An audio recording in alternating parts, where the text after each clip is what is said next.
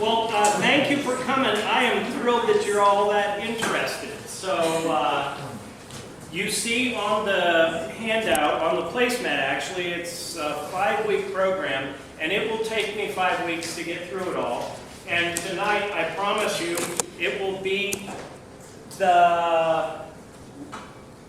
arguably the least pretty presentation that you're going to see, because there's a lot of text to this, and I'm going to go through 7,000 or 8,000 years of history in an hour with a few pictures. So you're going to have to yell if you want to interrupt me, because I can't see you. And I promise you, from this week on, the slideshows will be ever prettier, because I've got hundreds of pictures.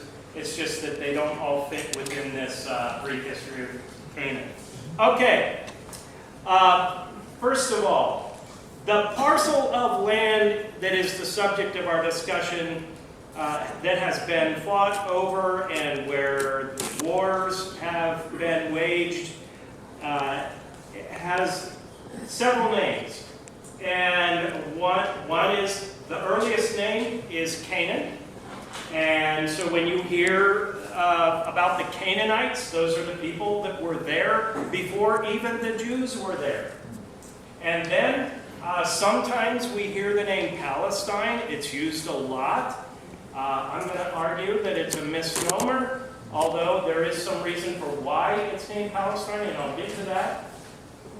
There is a point in history where the territory gets broken up into 3 major parcels: Galilee, Samaria, and Judea, and finally, today it's known as Israel. So, let me see if I can figure out where we are.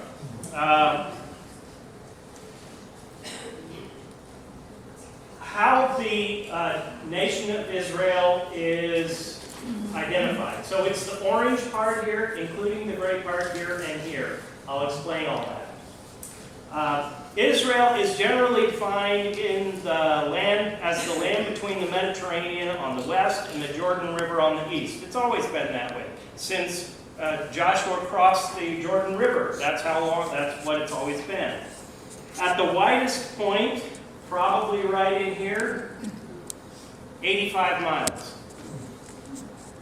And Israel's southwestern border with Egypt was determined in the 1979 war with Egypt and peace treaty. And the eastern border was determined by the 1994 Israel-Jordan peace treaty. However, its borders with Syria up here, and especially with regard to the Golan Heights and Lebanon, remains tenuous. So at its longest point, Israel is only 290 miles north to south. So it's a very small territory. And when you figure out exactly what Jesus' territory was, it gets even smaller. All right, the West Bank and Gaza Strip. So this gray spot here is the West Bank, and this spot here is the Gaza Strip.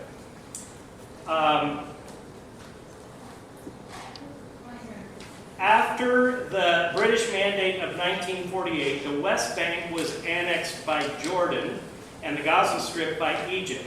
These areas are primarily populated by Palestinians. I will explain who they are a little later.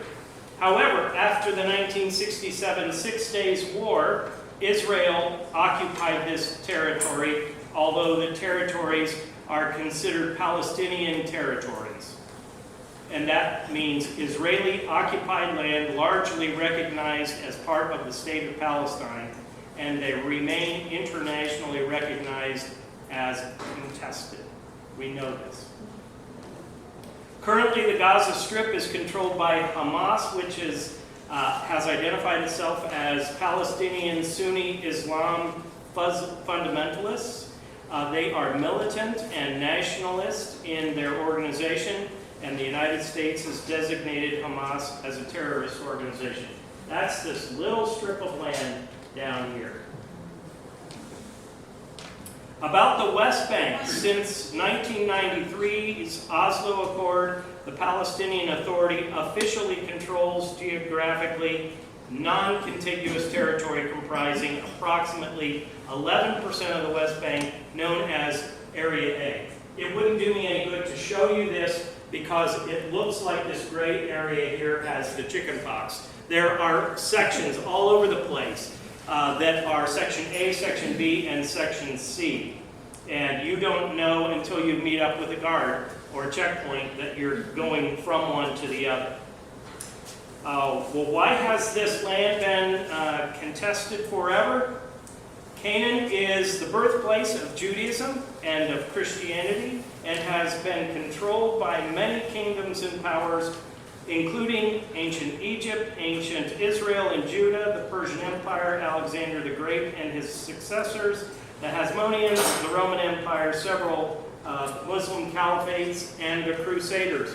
And in modern times, the area was ruled by the Ottoman Empire and then the United Kingdom, and since 1948 it has been divided into Israel and the West Bank and Gaza Strip. All right, he's going clear back to the Stone Age. I'll make it quick. Do you have, Joan, do you have one of those choir lamps that clips on things so you can see? Love that. Yeah.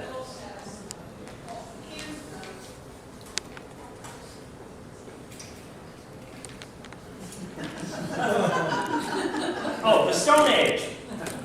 Archaeologists and paleontologists generally agree that the evidence suggests that the oldest Homo sapiens originated in Africa, and that one of the routes taken to colonize Eurasia, that's Europe and Asia, was through the Fertile Crescent. You all remember this from 6th grade world history, the Fertile Crescent, right? It goes on that map prior. It goes clear from Egypt down here, clear up into Turkey. This is the Fertile Crescent.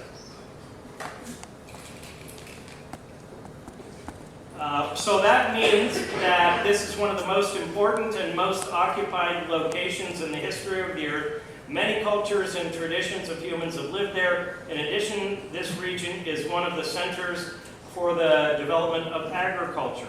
So in one way or another, human beings have been present in the land for at least 6,500 years. To put that into perspective, Columbus discovered the New World in 1492, only 531 years ago. Now there were indigenous people here, but no one ever counts them, right? So most of our homes are made of wood frame. What do you think they'll look like in 200 years?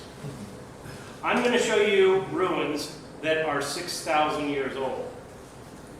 All right, and then prehistory, the Bronze Age, and then I'm going to show you Tel Megiddo. Okay, this is Tel Megiddo up here. So Tel Aviv is where I flew in. This is Jerusalem.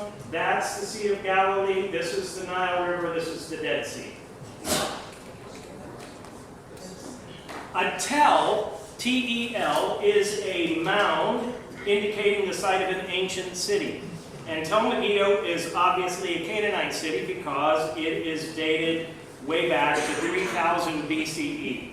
It was discovered only in 1925 and has approximately 26 levels of occupation. Now, I hope somebody somewhere along the next 5 weeks says, how can you say 26 levels of occupation? I'm going to show you in the course of the evening that there have been numerous conquests and, oh, that'll work, and earthquakes. And everything collapsed, and then, I don't know, 10, 20, 100 years later, somebody else built on top of that, and then somebody took over that community and destroyed it, and then another community somewhere along the way. Over the course of 5,000, 6,000, 7,000 years, things are going to happen, right? And that's what's happened. So, more battles have been fought at Tel Megiddo than any other place on the earth. So, this is Tel Megiddo as it looks today. Now, I didn't fly over it. That's a picture I stole. So, but I'm going to tell you, this is a big mountain. You can tell that it's quite high. Building on top of a hill gave everyone in the community a great point of view of the surrounding area to watch out for enemies. Now, I want you to notice, this is a slide I stole that is a label and all the various sites that are on there. But I want you to notice this pool up here and this thing here that says water tunnel. So, if you were living on top of this hill and your enemy surrounded you, well, all they'd have to do is wait you out because eventually you're going to starve or die of thirst, right? These people built a tunnel from the city to that well, and they could go through there and get their water and take it back. I walked through that. It still exists there today. Sometimes it's full of water and you can't go through. As the day that I was there, there was water under the bridge there, but basically you could walk through. Isn't that ingenious? And that was back in 3000 BCE.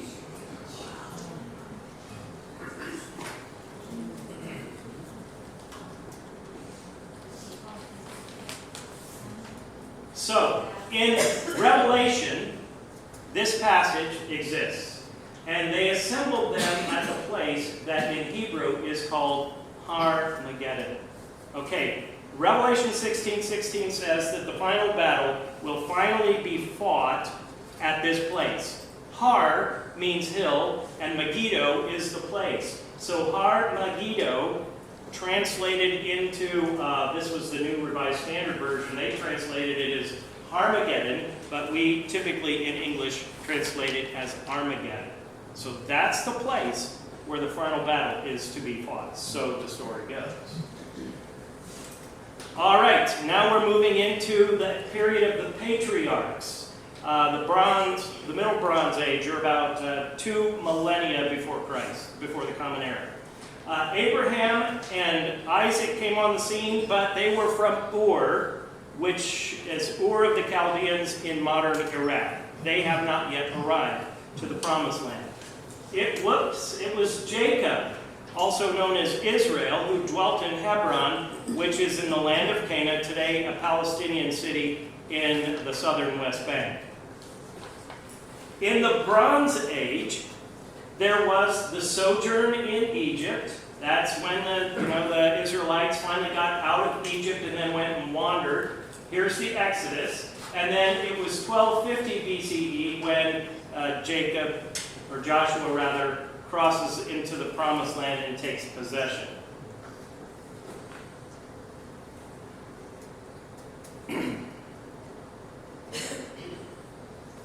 So, during this time period, Saul is the first king, and I want to tell you about this place called Bet Shean, because I was there. Civilization, here's Bet Shean down here. Right there. So again, the Sea of Galilee, the Dead Sea would be down here. Jerusalem is over here. There's Nazareth, and this is Bet Shean, pretty close to the Jordan River there. There are civilizations dated back to 6000 BCE there. Bet Shean was destroyed and buried in 749 CE. And archaeological excavation began in 1921. 1921, only 100 years ago. At 1000 BCE, Bet Shean was one of the greatest and most powerful cities in ancient Canaan. It was also one of the cities making up the Decapolis that Jesus might have visited in Matthew chapter 4. Now, Mount Gilboa is right here, and that was the site of the final defeat of Israel's first king, King Saul, by the Philistines. This is what is written about this in the Bible. So Saul and his 3 sons and his armor-bearer and all his men died together on the same day. The next day, the Philistines came to strip the dead. They found Saul and his 3 sons fallen on Mount Gilboa. They cut off his head. They stripped off his armor and sent messengers throughout the land of the Philistines to carry the good news to the houses of their idols and to people. They put his armor in the temple of Astarte, and they fastened his body to the wall of Bethshean. This is the wall of Bethshean. Still exists today. It's not been excavated. This is the community of Bethshean. I'm going to tell you more about that because it's an amazing place. Today, ruins are almost totally from the Roman period, the 1st century BC, 1st century CE rather, and they are by far the most intact ruins that I saw, and probably some of them that you will ever see.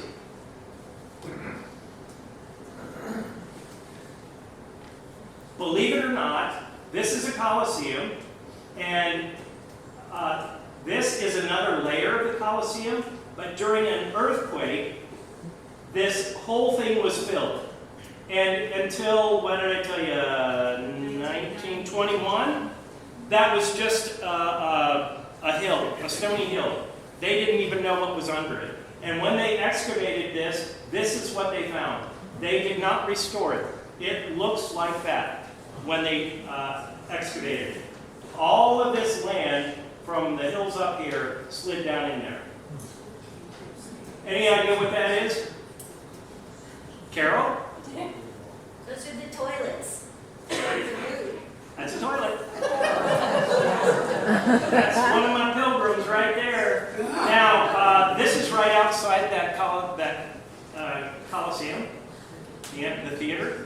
And so this is a public toilet. And as you can see, there's a trench down here. So you hike up your toga and you do your thing. And she's really grunting there. And that's where it goes. Okay, moving on to David.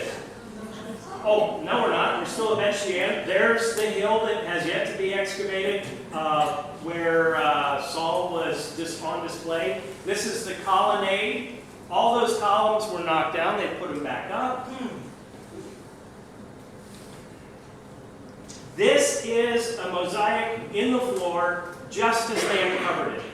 And I don't know why, but they let people walk on it. You can see one of us is walking on it. This, I'm told, I can't read Greek, but this, I'm told, is a tribute to the guy whose storefront that was. This is a Christian-era baptismal. And you can tell because it's got that cross in the back, and there's this bit. And outside of here was a synagogue converted to a church. Bethshean. All right, moving on to the Iron Age. This is when there was one kingdom of Israel. Saul was the first king. David was the second king. He eventually took his capital to Jerusalem, and there was this place called the City of David. And you know, I always thought that the City of David was just another name for Jerusalem. All Jerusalem? Not so. There actually is a place called the City of David, and here it is. Now, this is a modern picture because you can see the Dome of the Rock there, and this is the temple platform, the Temple Mount. And that's north, so this is south, and this is the City of David.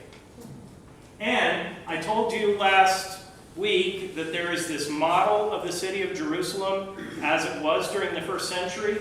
This is a picture of it. And this is the Temple Mount back here. And this is a model of the city of David as it would have looked in the 500 years before, well, in the 1st century.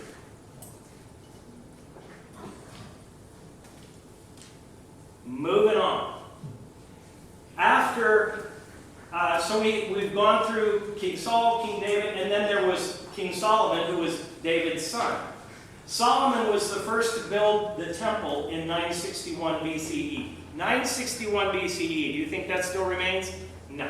So this is an artist's rendering of what it would have looked like. And so anyway, it is a fairly small facility, and it existed for quite a while.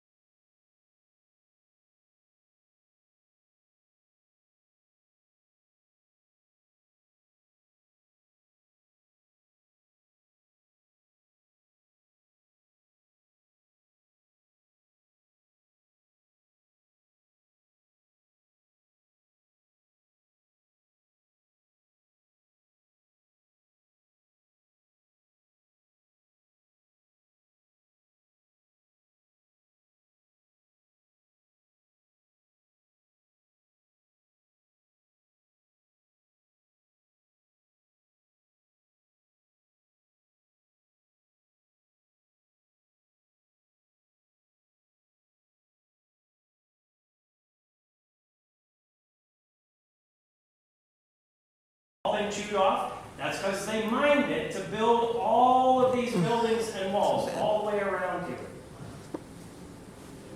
How do you get up there? Well, you can walk. There is a trail up there, but we didn't have all day. So we took this lift. Yeah.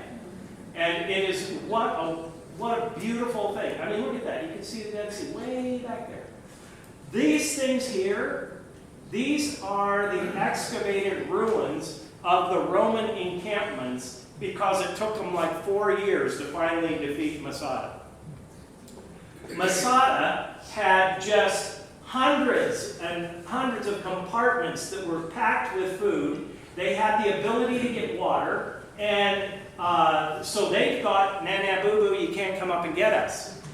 So what are the Romans sat down there for months trying to figure out how they were going to attack Masada. This is what Masada looked like in its heyday. This is a temple. This is Herod's palace, and these are the quarters for up to 800 or 900 people. Now, it's not very big, probably maybe 5 acres on the top of there. And you think to yourself, well, how could that many people live in 5 acres? Ezra says, housing back then was not like it is now. A bedroom was the size of a person laying down. Why would you make it any bigger than that? They had community stores of food. So, it's like you would get together with your neighbors and cook and eat, and that's all it was. Everybody lived in close quarters. And everybody's walls faced the outside here, so you had an invested interest in wanting to protect the land. So that's what Masada looked like in the day. This is another view. This is the Welcome Center where our bus was. And I'm up on the top of Masada. Here's another encampment, and there's another one there. Now, how did the Romans eventually take Masada? Oh, that's just another view of the Dead Sea from up on top. Oh, you gotta be kidding. Okay. What they did, and I guess I don't have a picture of it, they built a giant ram that took them years to build.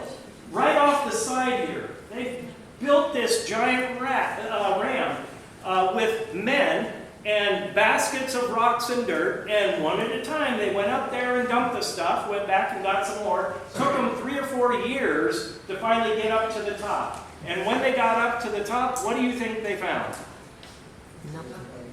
The whole community had killed themselves. They decided it was better to die than to become a Roman slave, especially after 4 years of attempting to get at them. So what they did, and some of these things are still in the archives there, they wrote, all the men wrote their names on these tiles, and they would draw them. And then you had to kill 10.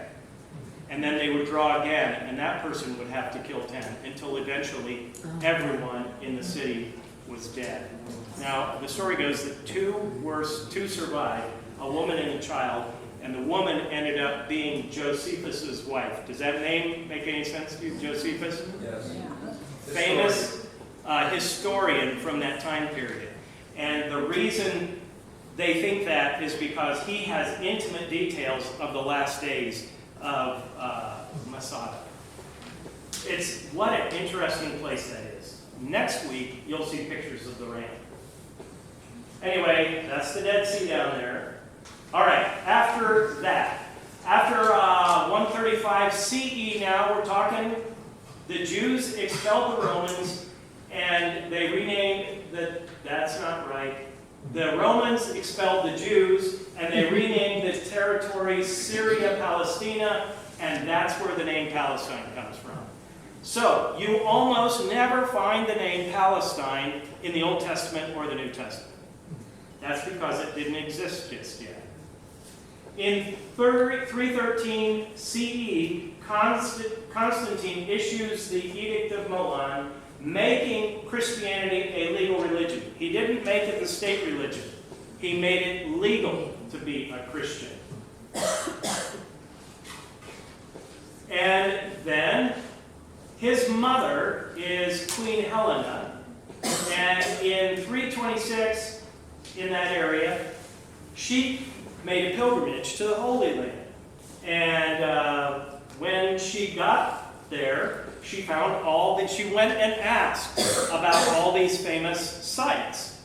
Now, here I'm going to show you more of this next week, of course, and over the next 4 weeks, of course. But think about it. When something significant in the United States happens, what do? We built a shrine on the location, right?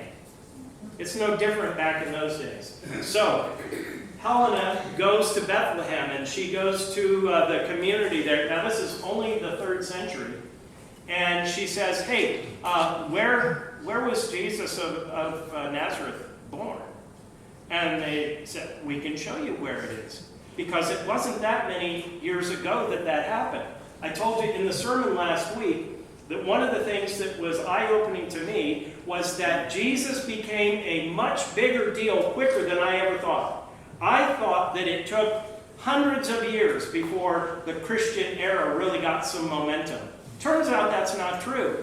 It turns out that after the resurrection and into the apostolic period, all the apostles are going out and repeating the story over and over again, and there was interest in these sites. I want to see. Like we do that now, right? We want to know where Joe Biden was born. We want to go see his house. We want to see the battlefield of Gettysburg, right? And what is it? It's covered with little statues and shrines and monuments. That's what we do. It's no different. So Queen Helena is one that's responsible for much of the shrine building, church building, and stuff like that that's in the Holy Lands. And while it, there's much has been said about, is that really the actual spot where Jesus laid his head when he was, in the manger and all that stuff? People there in the 3rd century could take you to the spot and say, that happened here. When we get to Jesus' Israel, I think it's on week 3, I will explain to you why they have pretty good knowledge of where Jesus was born. Anyway, moving on. Into 380, it was Theodosius who issued the Edict of Thessalonica, and that made Christianity the state church, or the state religion of the Roman Empire. I didn't do that very well, did I? Well, then, in 350 to 600 CE, the Jews struggle for control of Jerusalem. They're trying to take it back, but they are really not having a very good time. Oh my. Then what happens in 571? Muhammad, the founder of Islam, is born, and he lives until 632 CE. And then in 610, there is a caliphate, and a caliphate is when a leader is raised up and tries to take over. And in 614, the Persians, who are Muslims, they capture Israel, and the Church of the Holy Sepulchre is damaged by fire, and the true cross is captured. In the 6th century, we had the true cross. Do you believe that?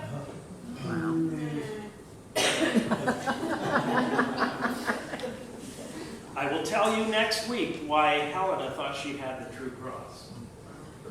In 629, the Byzantines, who are Christians, they retake Jerusalem. And then there's a major earthquake in 659. And then in 687 to 691, the Dome of the Rock is built on the Temple Mount. Now, the story goes that, the Jews are gone. The Jews haven't been there since the end of the 1st century CE when the Romans ran them out of town. They dispersed. There were only a remnant of Jews left in Israel at all. And these are not Jews, these are Christians. And then there's this earthquake, and everything is destroyed. And so when the Muslims came into town and decided they were going to build the Dome of the Rock on the Temple Mount, nobody put up a fight. Don't get thinking that they really shamed the Jews by building the Dome of the Rock. They were the ones that cleaned up the temple platform, which was nothing but a rubbish heap. Now, what's so important about the Dome of the Rock? Anybody know? It is where Muhammad ascended, and it's also the place where Abraham almost Sacrificed Isaac. And if you go in the Dome of the Rock, which you cannot do, and I didn't do because I'm a Gentile, inside there, it's a shrine. It's not a mosque. The Al-Aqsa Mosque is on the same platform at the other end, and it's a holier place than the Dome of the Rock. The Dome of the Rock is nothing but a shrine, and but I wasn't able to go in, of course. But inside there, there's a rock. It's a rock. And that is allegedly the last place Muhammad's foot touched before he ascended into heaven.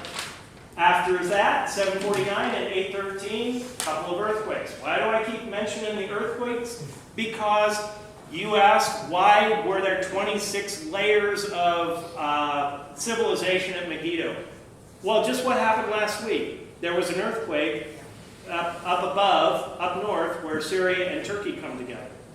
And 2 weeks before that, just before I left, an earthquake hit the same area. 48,000 people have lost their lives. All right. In 1095, the first of the 9 crusades continue through 1291. And in 1096, the art of tattooing the crusaders becomes a tradition. Since then, pilgrims to the Holy City have used tattoos for centuries to commemorate their journeys. Even pilgrims such as King Edward VII of England and King Frederick IX of Denmark got tattoos commemorating their pilgrimage. And the Razuk family in Jerusalem has been making tattoos for 700 years. I didn't know that. How do I know that? Now, you can go to their website and read it yourself. But I met Mr. Razuk, and I got a tattoo. You want to see it? Well, it's on my left buttock. No, it's not. There it is. It's right there on my arm. And so here's the star at the top is the star of Bethlehem, and the 3 crowns represent the Trinity. And this thing here is famously the Jerusalem cross, and these represent something that beats me, I don't know, and they're tied together with a bow. That tattoo has been done for over 700 years. And then it's tradition to put the year that you made your pilgrimage.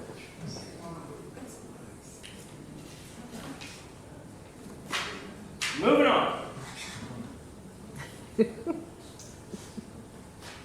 1840. Now we're getting up into the time where some of you were born.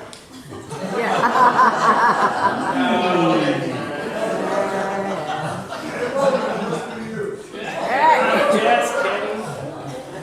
All right, but we're now, I mean, you could consider this modern times compared to an 8,000-year history, right? Yes. Okay. So, a wave of immigration to Palestine began, called Palestine then because that's what the Romans called it, and the Jewish population rose from merely 9,000 people in all of Israel to 23,000 people. And then in 1882 to 1903, the first Aliyah took place. Aliyah means raising up. And there have been others since then, but that's when a mass 25 to 35,000 Jews from Eastern Europe immigrate to Palestine. Remember I told you there were almost no Jews left in all of Israel because of the diaspora and because of the persecution by the Romans after Babylon. And they were spread all over, especially Eastern Europe and clear down to Spain. So then in 1897, the first Zionist Congress was held, and the Zionist movement's ultimate aim is to establish and secure under public law a homeland for the Jewish people. The homeland is to be located in the biblical region dubbed variously the Holy Land or Palestine by the European Christians during the Catholic and later secular Enlightenment. So in 1897, there was this movement. You've probably heard that word before and you didn't know what it meant. In 1917, the Balfour Declaration was by the British government and declared its support for the establishment of a Jewish national home in what is to become Mandate Palestine. That's what they called it. Now, before the First World War, The United States wasn't, a world power. They were on par with a lot of other world powers. But the British were really kind of a big player, and so they could do stuff like this. They could just pull it off.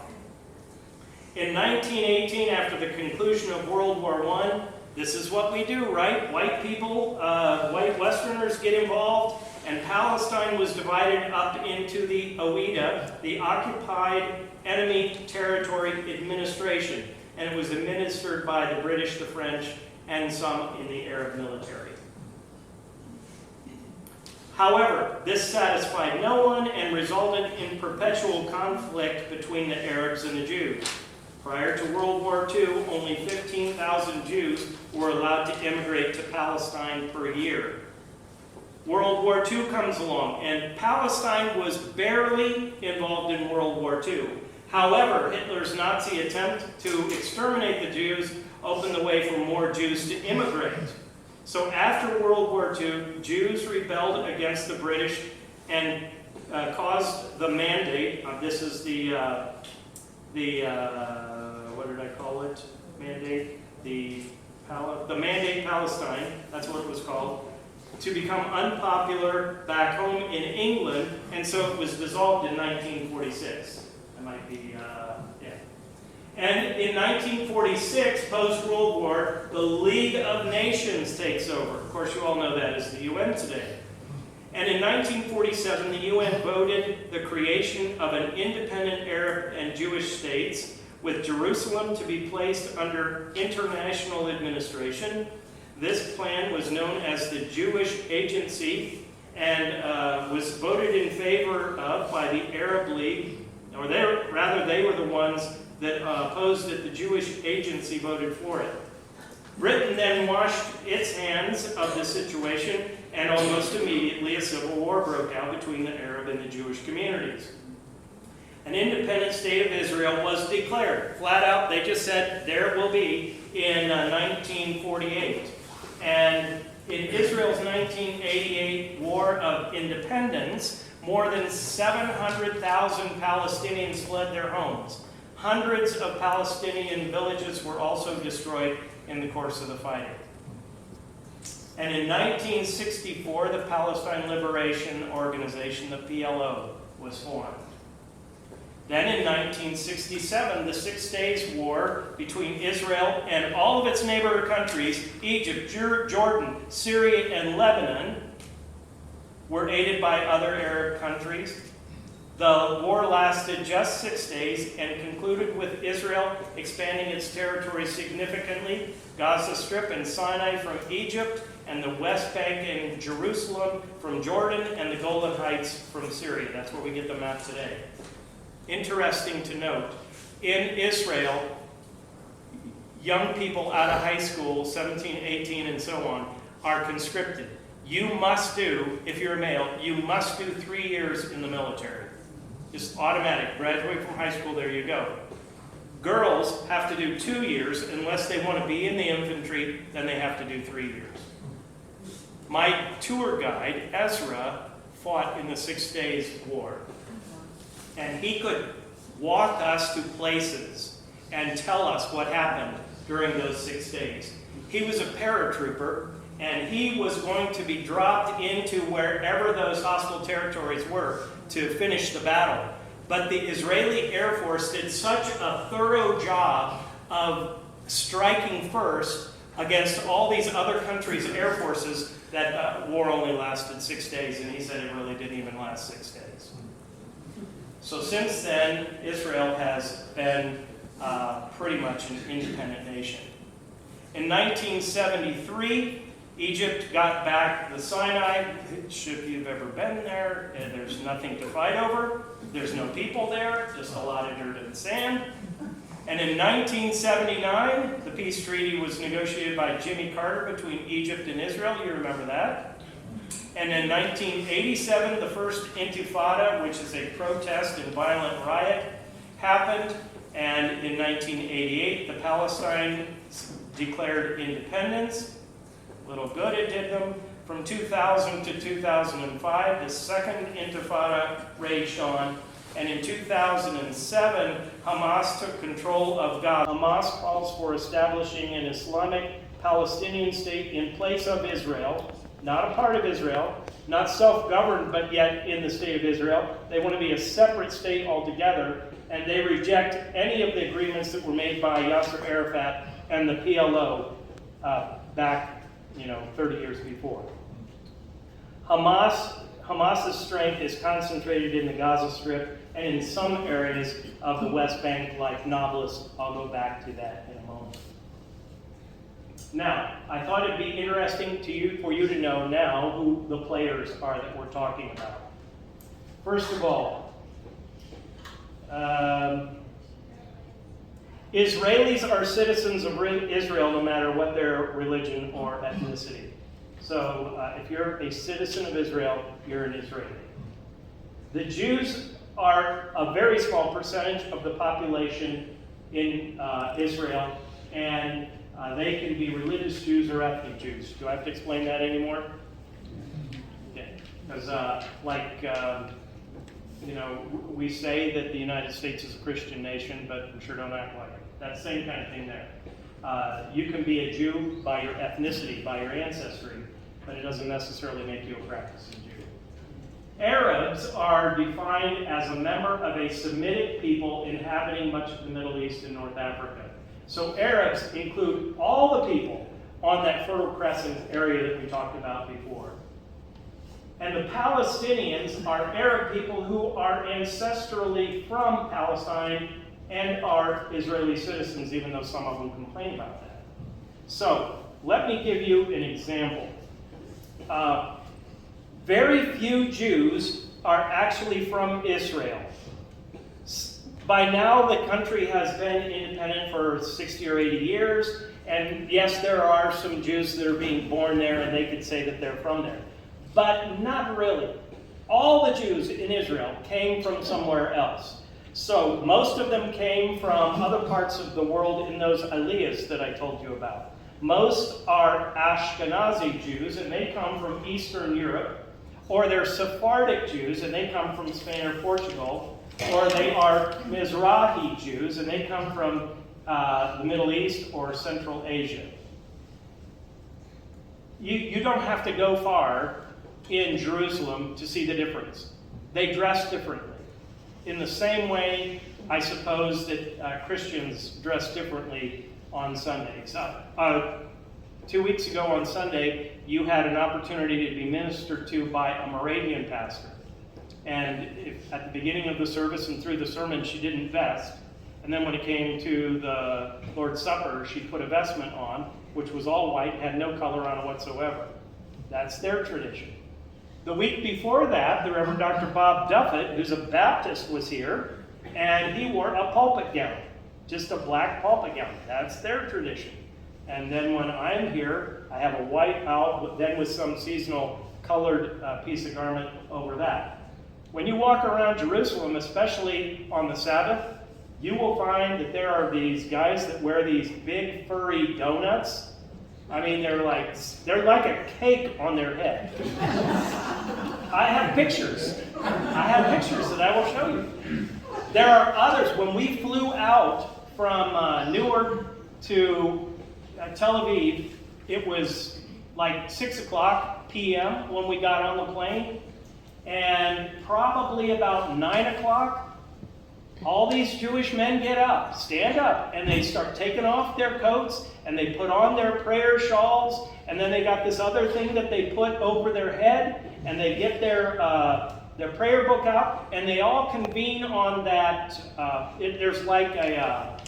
There's a big plane, and it has like a commissary and bathrooms, and all that stuff is right in the center of the plane. They all gather there, and then they start doing their chanting and their bobbing, and it's quite something to see. That was on my way over there. So, and they all wore different kind of hats. They all had yarmulkes on while they were on the plane. While they were in the airport, they wore their hats. And even the hat that they wear identifies what culture and community they come from. It's quite a thing. All right, Arabs can be defined as any member of a Semitic people inhabiting, I told you all that, and they're often identified by linguistics, culture, historical, nationalistic, geographic, political, or any other kind of thing. They're not very uniform in their identity. Palestinians are Arab people who are ancestrally from Palestine and are Israeli citizens. They live primarily in the West Bank, the Gaza Strip, around in Israel, Jordan, Lebanon, and Syria. The vast majority of them are Sunni Muslims. Some Palestinians consider themselves Arab Israelis to distinguish themselves from the Palestinians who live in the West Bank and Gaza, because those people are, they're the extremists, the terrorists. Palestinians were always in Palestine. Remember one of the very early slides I put up, I talked about the Canaanites? They were Palestinians. And the reason this becomes a big deal, there is a Lutheran church, not an ELCA church, but it's an Evangelical Lutheran church of, I guess it's Israel. And they're very tight with the ELCA. The pastor came and joined us for dinner one night, and we talked at length, and then I got a picture of him and the other 7 Lutherans that were on our trip. And he has a very compelling story to tell, because you see, he's a Palestinian Christian, which means that his ancestors have been in Israel forever, before it was Israel.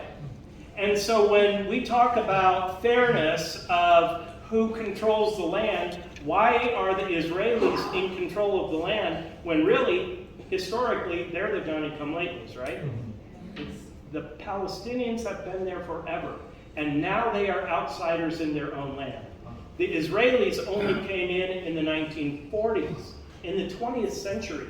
You think they're bitter about it? They're a little bitter about it. The UN General Assembly Resolution 194, adopted in December of 1948, which states that refugees wishing to return to their homes and live at peace with their neighbors should be permitted to do so at the earliest practicable day. For its part, Israel largely considers this claim a non-starter, fearing that the return of millions of Palestinians is neither feasible nor just, and would demographically overwhelm the country, erasing its Jewish character. What do you think of that? Yeah. So that's why it's one of the most tense places in the world. All right, next week we're going to talk about Elijah, Herod, and Helen.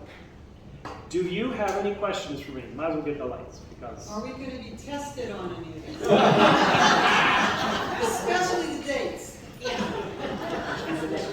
Yes, so I would agree that tonight was more talking and less show and tell. But if you don't know what's going on there, it changes everything once you know.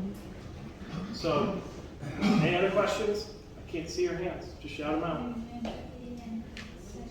Dark in here. I can't hear you in the dark. Somebody gonna turn on the lights back there?